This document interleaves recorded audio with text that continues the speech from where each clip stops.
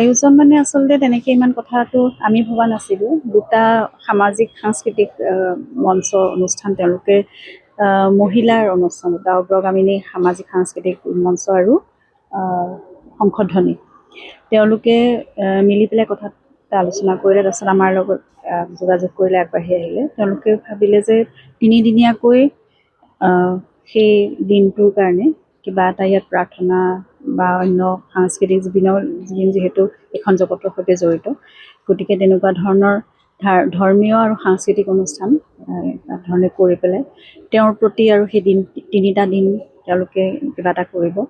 তাৰপিছত যোগাযোগ হ'ল। আমিও ভাবিলোঁ যে যিহেতু জুবিন ক্ষেত্ৰ যিসকলে চোৱা চিতা কৰিব, এখন কমিটি আছে, তেওঁলোকৰ লগত আমি কথা পাতিব লাগিব। জুবিন ফেন ক্লাব সদায় আমাৰ লগত আছে, তেওঁলোকে বহুত আগভাগ লৈ সকলোখিনি কাম আগবঢ়াই নিয়ে, গতিকে তেওঁলোক জড়িত হৈ পৰিলে। 17 তাৰিখে ভাবিছোঁ আমি সৰ্বধৰ্ম প্ৰাৰ্থনা আৰম্ভ কৰিব আগবেলা। তাৰপিছত যিমানখিনি আৰু 18 তাৰিখে গধূলিলৈ সাংস্কৃতিক অনুষ্ঠান।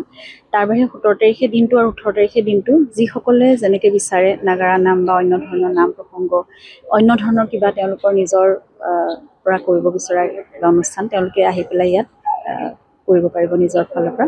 আৰু 19 তাৰিখে ৰাতিপুৱাৰ আগবেলা, একদম ৰাতিপুৱাৰ পৰা ইয়াত আসন স্থাপন কৰিব। আসন স্থাপন কৰি পেলাই তাত ভাগৱত পাঠ হ'ব দিনটো, আৰু গধূলিলৈ এভাগ ভাওনা হ'ব। সেইটো 19 তাৰিখে সামৰণি আৰু তেনেদৰে। গতিকে সকলোৰে সহায় সহযোগিতা বিচাৰিছোঁ, আৰু যিসকলে বিচাৰে তেওঁলোকে ইচ্ছুক, যিয়ে জুবিনৰ কাৰণে কিবা এটা কৰিব বিচাৰে তেওঁলোক আহিব পাৰিব, ইয়াত অংশগ্ৰহণ কৰিব পাৰিব, সহায় সহযোগিতা আগবঢ়াব পাৰিব।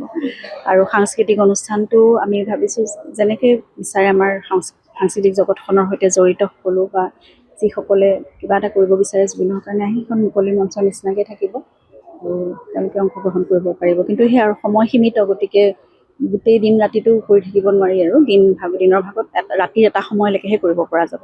এতিয়া গোটেই নিশাটো কৰোঁ বুলি ভাবিলেও সেইটো অসুবিধাও হ'ব। সেইমতে ব্যৱস্থা এটা কৰিব লাগিব। আৰু তিনিদিনীয়া কাৰ্যসূচী বিশিষ্ট, ইয়াত জুবিনৰ ওচৰলৈ যি আহে সকলো বিশিষ্ট, তাত আৰু বিশিষ্ট বুলি বেলেগকৈ কথা নাই।